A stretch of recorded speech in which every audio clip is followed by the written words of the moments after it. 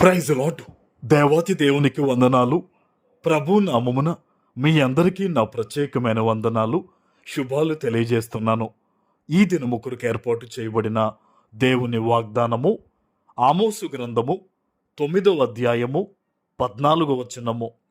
శ్రమనొందుచున్న నా జనులకు ఇశ్రాయేలీయులను నేను చెరలో నుంచి రప్పింతును, పాడైన పట్టణములను మరలా కట్టుకొని వారు కాపురముందురు, ద్రాక్ష తోటలు నాటి వాటి రసమును త్రాగుదురు, వనములు వేసి వాటి పండ్లను తిందురు.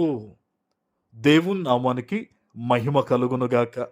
ఈ ఉదయకాల సమయంలో సర్వ సృష్టికర్త అయిన నీ తండ్రి నిన్ను ఆశీర్వదించి గొప్ప వాగ్దానాన్ని నీకు అందిస్తూ ఉన్నారు.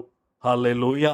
చూడండి, శ్రమనొందుచున్న నా జనులకు ఇశ్రాయేలీయులను నేను చెరలో నుంచి రప్పింతును అంటున్నాడు ఆయన. ఈరోజు ఎక్కడ నుంచి మీరు ఈ దైవికమైన వాగ్దానాన్ని వింటూ ఉన్నారో, ఏ శ్రమలో నీవున్నా, నేను మరలా చెప్తున్నాను, ఎటువంటి శ్రమలో ఎలాంటి పరిస్థితుల్లో నీవు ఉండి బాధపడుతున్నా సరే, ఈ వాగ్దానం నీతోనే మాట్లాడుతున్నాడు దేవుడు. ఆ శ్రమలో నుంచి దేవుడు నిన్ను బయటకు తీసుకురాబోతూ ఉన్నారు. ఆమేన్. దేవుని వాగ్దానం నీ జీవితంలో నెరవేరాలంటే విశ్వాసంతో కూడిన ప్రార్థన చేయాలి. నువ్వు కేవలం దైవజనుడు ఈ వాగ్దానం ఇవ్వడం ద్వారా నీ జీవితంలో నెరవేర్పు ఉండదు.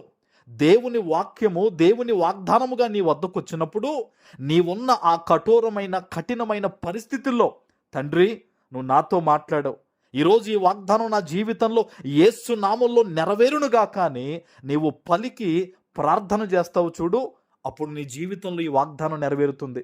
నీతోనే దేవుడు మాట్లాడుతున్నాడు. శ్రమలో ఉన్న నా ప్రజలను నేను చెరలోంచి రప్పిస్తానంటున్నాడు.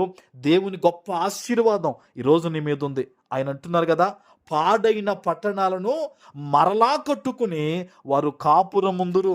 నువ్వేదైతే కోల్పోయాననుకుంటున్నావో, నీ జీవితంలో నువ్వేదైతే లాస్ అయ్యాననుకుంటున్నావో, ఏదైతే నీకు ఆ సంతోషం దూరం అయిపోయింది అనుకుంటున్నావో, మరలా ఆ స్థితి, ఆ సంతోషము, ఆ గొప్ప జీవితము మరలా నువ్వు అనుభవించబోతూ ఉన్నావు. ఆమేన్. నువ్వు ప్రతిదినం ప్రార్థన చేసే వ్యక్తి అయితే గనక దేవుడు నీతోనే మాట్లాడుతున్నాడు.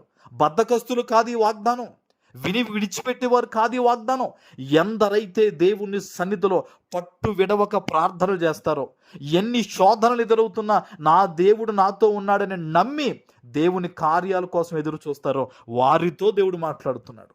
ఈరోజు నువ్వు దేవుణ్ణి నమ్మితే, విశ్వాసం ఉంచితే గనక ఈ వాగ్దానం నీ జీవితంలో నెరవేరుతుంది. పాడైన పట్టణాలను మరలా నువ్వు కట్టుకుని నువ్వు కాపురం ఉండబోతూ ఉన్నావు. చూడండి, ద్రాక్ష తోటలు నాటి వాటి రసము త్రాగుదురట. మునుపటి వలె గొప్ప జీవితము, గొప్ప ఆశీర్వాదము ప్రభు నీకు ఇవ్వబోతున్నాడు. నూతనమైన సమృద్ధి నీ జీవితంలో నువ్వు ఇక మీద నుంచి నువ్వు చూడబోతున్నావు అంతే. ఆమేన్. ఇది కేవలం మనుషులు చెప్తున్న మాట కాదు.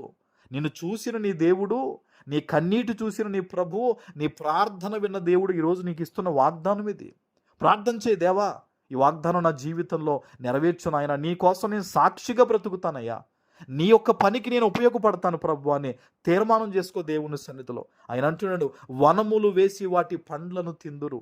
శుభకార్యాలు జరగబోతున్నాయి మీ జీవితంలో, మేలు కలగబోతుంది మీ జీవితంలో. ఇది ప్రభు ఇస్తున్న వాగ్దానం. నువ్వు ఎక్కడి నుంచి ఈరోజు ఈ వాగ్దానం విన్నావో అక్కడ దేవుని సన్నిధిలో ప్రార్థన చేయి. అయ్యా మీరు ఇచ్చిన ఎంత గొప్ప వాగ్దానం ఈరోజు నా పట్ల నెరవేర్చండి అని ఒక్క ప్రార్థన నువ్వు చేసి చూడు, తప్పకుండా నువ్వు మేలు పొందుకుంటావు. ఆమేన్. ప్రార్థన చేసుకుందాం. పరిశుద్ధుడా, ప్రేమ కలిగిన తండ్రి, మీకు వందనాలు. ఈ ఉదయకాల సమయంలో మీరిచ్చిన ఈ గొప్ప వాగ్దానము ప్రతి బిడ్డ జీవితంలో నెరవేర్చి స్థిరపరచమని యేసు నామమున ప్రార్థిస్తున్నాను తండ్రి. ఆమేన్.